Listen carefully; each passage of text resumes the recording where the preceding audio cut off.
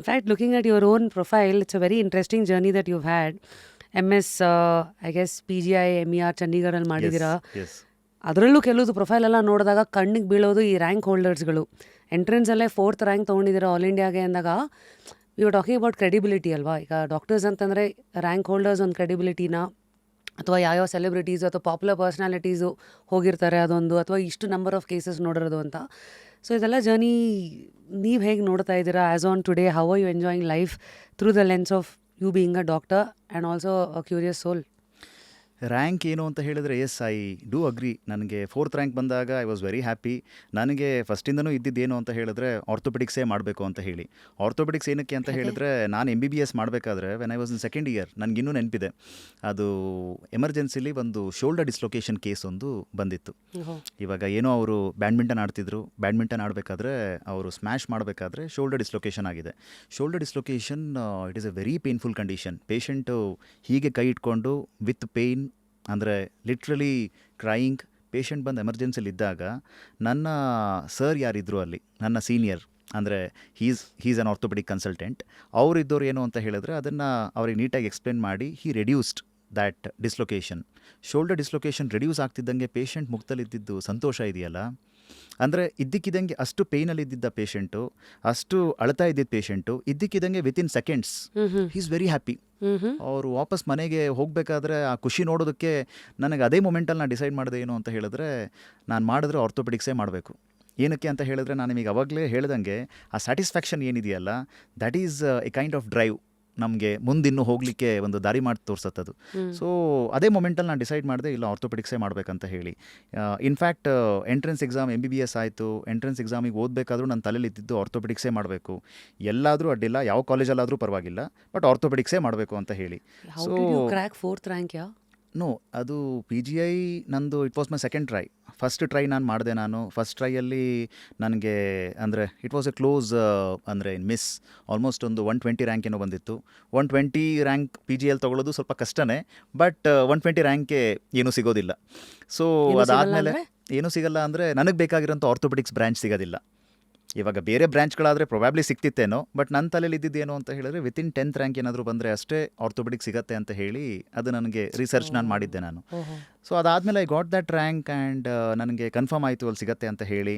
ಅದಾದಮೇಲೆ ಅಂದರೆ fully excited ಶುರುವಾಯಿತು ಜರ್ನಿ ಶುರುವಾಗಿ ಸ್ವಲ್ಪ ಟೈಮ್ಗೆ PGIಯಲ್ಲಿ ಆಲ್ಮೋಸ್ಟ್ ಒಂದು 16 to 18 hours ಡ್ಯೂಟೀಸ್ ಪ್ರತಿ ದಿನ. ಇನಿಷಿಯಲ್ 6 months ಹೇಗಾಯಿತು ಅಂತ ಹೇಳಿದ್ರೆ ನನಗೆ ರ್ಯಾಂಕ್ ಬಂದಿತ್ತು ಅಂತ ನಂಗೆ ಮರ್ತೋಯ್ತು ನನಗೆ. ಅಂದರೆ it was such A hectic journey. ಅದಾದಮೇಲೆ ಯಾವಾಗ ನಾವು ಹೊಸ ಇದನ್ನು ಏನು ಲರ್ನ್ ನಾವು ಮಾಡ್ತಾ ಹೋದ್ವಿ, ಆವಾಗ ಇಂಟ್ರೆಸ್ಟ್ ಇನ್ನೂ ಸ್ವಲ್ಪ ಡೆವಲಪ್ ಆಗ್ತಾ ಹೋಯಿತು. ಬಟ್ ನನಗನ್ಸಿದ್ದೇನು ಅಂತ ಹೇಳಿದ್ರೆ ಆ ಪಾಯಿಂಟಲ್ಲಿ ನಾನೇನು ಆರ್ಥೋಪೆಡಿಕ್ಸ್ನ ನೋಡ್ತಿದ್ದೆ, ಇವಾಗ ನಾನೇನು ಆರ್ಥೋಪೆಡಿಕ್ಸ್ನ ನಾನು ನೋಡ್ತಿದ್ದೀನಿ, ತುಂಬಾ ಡಿಫ್ರೆನ್ಸ್ ಇದೆ. ಅವಾಗೇನು ಅಂತ ಹೇಳಿದ್ರೆ ಕಲಿಬೇಕು ಅಂತ ಹೇಳಿ ಜಾಸ್ತಿ ಇತ್ತು. ಬಟ್ ಇವಾಗೇನು ಅಂತ ಹೇಳಿದ್ರೆ ಅದು ನಾವೇನು ಕಲ್ತಿದ್ದೀವಿ ಅದನ್ನು ಹೇಗೆ ಅಪ್ಲೈ ಮಾಡಬೇಕು ಒಂದು. ಎರಡನೇದೇನು ಅಂತ ಹೇಳಿದ್ರೆ ಇವಾಗ ಎಲ್ಲ ಮೆಡಿಕಲ್ ಫೀಲ್ಡಲ್ಲೂ ಏನು ಅಂತ ಹೇಳಿದ್ರೆ ಹೊಸದಾಗಿ ಅಪ್ಡೇಟ್ಸ್ ಆಗ್ತಾನೆ ಇರುತ್ತೆ. ಹೊಸದಾಗಿ ಅಪ್ಡೇಟ್ಸ್ ಅಂತ ಹೇಳಿದ್ರೆ ಏನು ಎವ್ರಿ 6 months 1 year ನಾವು ಅದನ್ನು ಅಪ್ಡೇಟ್ ನಾವು ಆಗ್ತಾನೆ ಇರಬೇಕಾಗತ್ತೆ. ಸೊ ದ್ಯಾಟ್ ಪೇಷಂಟ್ಸ್ಗೆ ನಾವು ಅಪ್ಡೇಟೆಡ್ ಇನ್ಫಾರ್ಮೇಷನ್ ಏನಿದೆ ಅದನ್ನು ನಾವು ರೀಚ್ ಮಾಡಿಸ್ಬೇಕು ಒಂದು. ಅದಾದಮೇಲೆ ಅಪ್ಡೇಟೆಡ್ ಟ್ರೀಟ್ಮೆಂಟ್ ಏನಿದೆ ಅದನ್ನು ನಾವು ಕೊಡಬೇಕು ಪೇಷಂಟ್ಸ್ಗೆ. ಸೊ ಅಪ್ಡೇಟೆಡ್ ಅಂತ ಹೇಳಿದ್ರೆ ಬರೀ ಅಪ್ಡೇಟೆಡ್ ಅಷ್ಟೇ ಅಲ್ಲ, ಸೈಂಟಿಫಿಕಲಿ ಬ್ಯಾಕ್ಡ್ ಆಲ್ಸೋ. ಸೊ ಹಾಗಾಗಿ ಏನು ಅಂತ ಹೇಳಿದ್ರೆ ಇವಾಗ ನಮ್ಮ ಪ್ರಾಕ್ಟೀಸಲ್ಲಿ ನಾನು ನನ್ನ ಪೋಸ್ಟ್ ಗ್ರ್ಯಾಜುಯೇಷನ್ ಡೇಸಲ್ಲಿ ಕಲ್ತಿರೋಂಥದ್ದು ನಾನು ಅಪ್ಲೈ ಮಾಡ್ತಾ ಇದ್ದೀನಿ.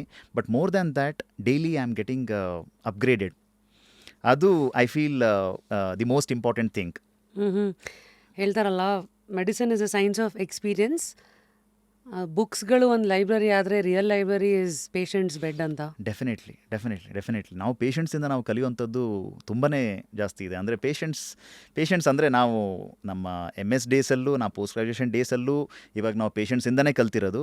ಬಟ್ ಇವಾಗಲೂ ಏನು ಅಂತ ಹೇಳಿದ್ರೆ ಪೇಷಂಟ್ಸಿಗೆ ನಾವು ಎಜುಕೇಟ್ ಮಾಡಬೇಕಾದ್ರೆ ಅವರಿಂದನೂ ನಾನು ತುಂಬ ವಿಚಾರಗಳನ್ನ ನಾನು ಅಂದರೆ ಏನು ಕಲಿತೀನಿ. ಅಂದರೆ ಇವಾಗ ನಾನೊಬ್ಬ ಪೇಷಂಟ್ನ ನಾನು ಫಾರ್ ಎಕ್ಸಾಂಪಲ್ ಒಂದು ನೀವು ಹೇಳ್ದಂಗೆ ಆಗ ACL ಸರ್ಜರಿ ನಾನು ಟ್ರೀಟ್ ಮಾಡ್ತಾಯಿದ್ದೀನಿ ಅಂತ ಹೇಳಿದ್ರೆ ನಾನು ಅವ್ರದ್ದು ಫಿಸಿಕಲ್ ಇಂಜುರಿ ಏನಿದೆ ಅದನ್ನು ಅಷ್ಟೇ ಟ್ರೀಟ್ ಮಾಡಿದ್ರೆ ಅದು ಹೆಲ್ಪ್ ಆಗೋದಿಲ್ಲ.